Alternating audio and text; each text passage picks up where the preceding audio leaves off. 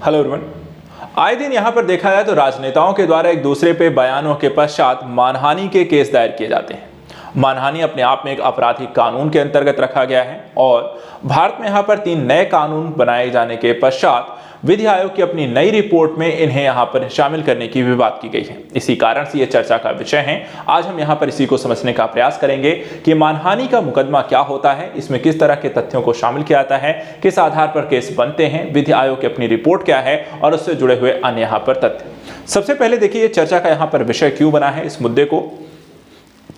तो देखिए न्यायमूर्ति ऋतुराज अवस्थी के नेतृत्व में 22वें विधि आयोग ने, ध्यान रखिएगा ये भी पूछा जा सकता है 22वें विधि आयोग के यहाँ पर अध्यक्ष कौन थे, न्यायमूर्ति ऋतुराज अवस्थी।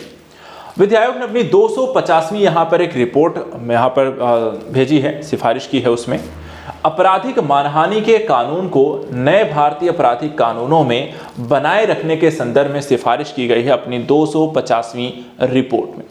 अब जब यहाँ पर इस तरह की सिफारिश की जाए तो आपको यहाँ पे समझना होगा कि आपराधिक मानहानि के केस क्या होते हैं और इसके संदर्भ में क्या क्या कानून है। सबसे पहले अगर हम बात करते हैं, कानून और न्याय मंत्रालय के द्वारा सन 2017 में एक पत्र के माध्यम से मानहानि के संदर्भ में कुछ सवाल पूछे गए थे विधि आयोग से, जिसका जवाब उन्होंने अपनी सिफारिश अपनी रिपोर्ट में यहाँ पर दिया है।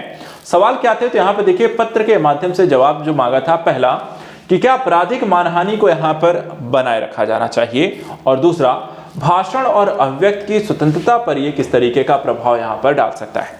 अब इसी के संदर्भ में हम देखें तो रिपोर्ट जो है अपने सिफारिश में कुछ बिंदुओं को यहाँ पर इनपुट डालती है। जैसे कि रिपोर्ट में कहा गया है कि कानून के इतिहास, इसकी परिभाषा, अपराध साबित करने के लिए आवश्यक विशेषताओं को यहाँ पर यह रेखांकित करता है।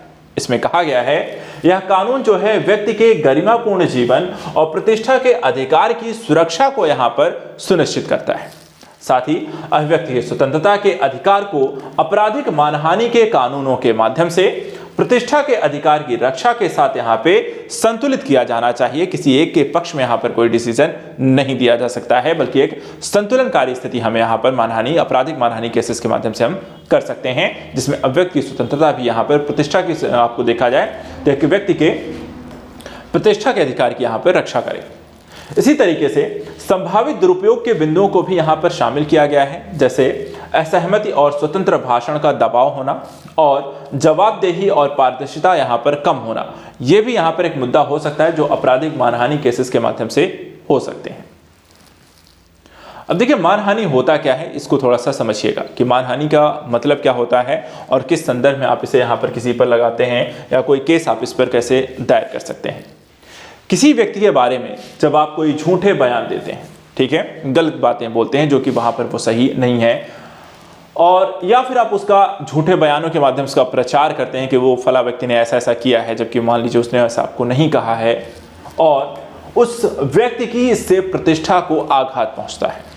इसमें किसी व्यक्ति, समूह, सरकार, धर्म, राष्ट्र या उत्पाद की प्रतिष्ठा को नुकसान पहुंचाने वाला असत्य कथन यहाँ पर शामिल होता है, उसे भी हम यहाँ पे मानहानि के तहत यहाँ पर केस उसके विरुद्ध दायर कर सकते हैं। भारत में देखा है मानहानि एक नागरिक दोष और अपराध कृत्य दोनों ही यहाँ पर हो सकते हैं। नागरिक दोष का मतलब होता है इसके अंतर्गत मुआवजे के माध्यम से यहाँ पर क्षतिपूर्ति की जाती है, जबकि आपराधिक कृत्य के अंतर्गत गलत कृत्य पर अपराधी को यहाँ पर दंडित किया जा सकता है। इसमें आरोप की तिथि से 2 वर्ष के अंदर की शिकायत यहां पर आपको दर्ज की जा सकती है। तो ये पूरा जो मामला है भारत में मानहानि के केसेस के संदर्भ में जो प्रावधान है, जो परिभाषा है, जो तथ्यात्मक जानकारी है, वो यहां पर हमने देखा है।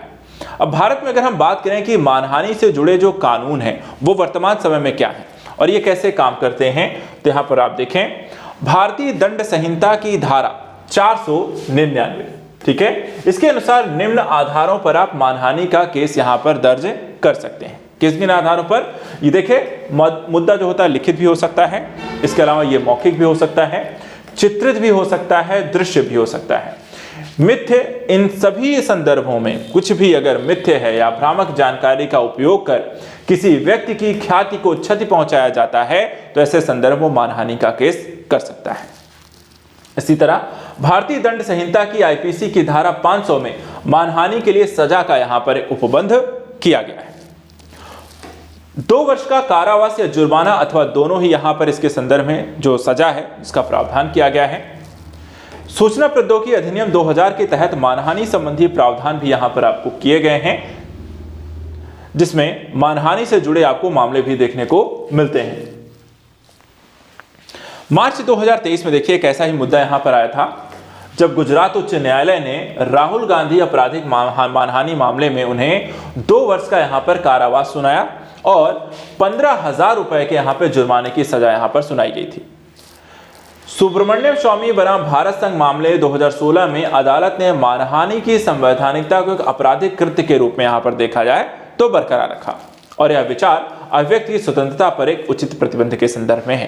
तो ये मानहानि का जो केस यहां पर दायर किया जाता है उससे संबंधित जो यहां पर एक मुद्दा है उसको यहां पर ध्यान रखिएगा। ये लगातार जैसे मैंने कहा कि राजनेताओं के द्वारा चुनावी भाषण तरीके की चीजों के दौरान इस तरह की बातें बोली जाती हैं जिसको आधार बनाकर यहां पर मानहानि के केसेस लगातार दायर किए जाते रहे हैं। इसलिए इस मुद्दे को यहां पर एक बेहतर तरीके से अपनी समझ रखिएगा।